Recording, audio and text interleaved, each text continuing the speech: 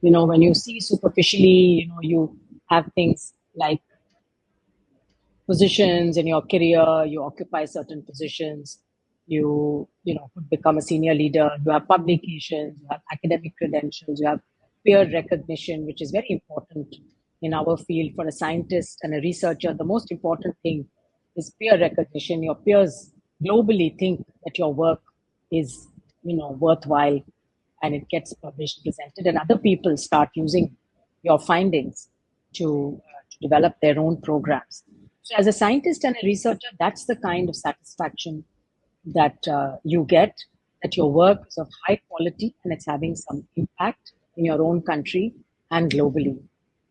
But let me tell you that there are other things which give you even more satisfaction sometimes, and it may not even be known to many people, but it gives you your inner satisfaction that you've done your day's job well. And I'm going back to the times when HIV/AIDS was a growing problem in India and around the world. I'm talking about the late 80s and early 90s. South India and Tamil Nadu, Andhra Pradesh in particular, were very badly affected. Large numbers of people, our health system was not geared up. These people would get sick, obviously, over a period of time and develop some severe complications at the end, and they would require hospitalization and medical assistance. And more than anything else, it was a stigma and the rejection by society that actually was a bigger burden on them than all the physical ailments they faced.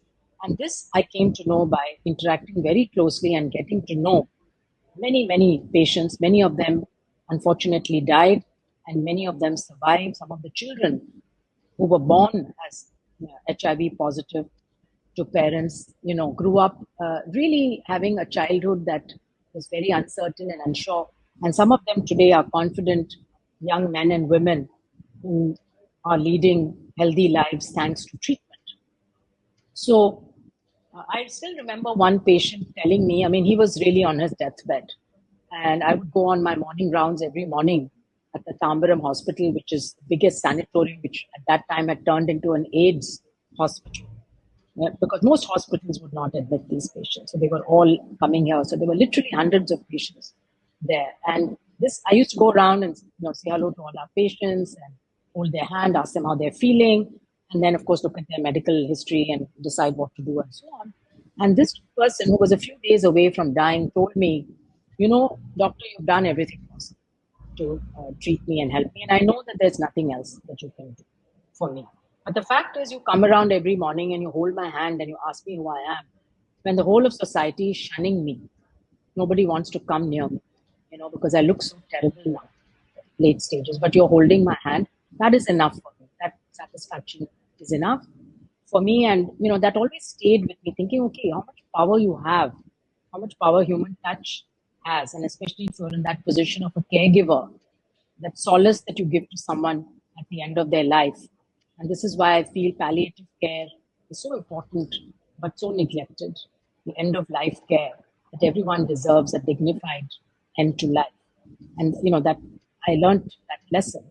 And the other thing, of course, I learned is that society can be very cruel. And a lot of it, of course, comes out of fear and stigma. Something you don't know, something that has no treatment. It's extremely scary. You don't want to get it. You want to avoid it at all costs.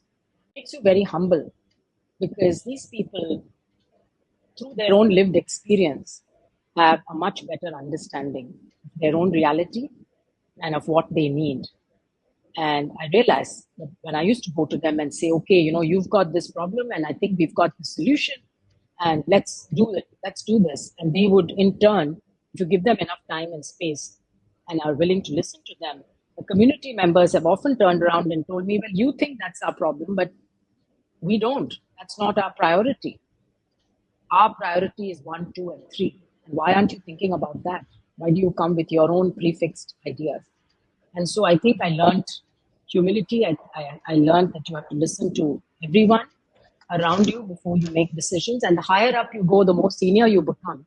You should never get cut off with the ground level realities. And this is why I enjoy my visits always to the field, to the villages, especially to the most remote communities, to understand what's going on there and what we as scientists, researchers, policymakers, people who have the position and the voice to speak, how can we actually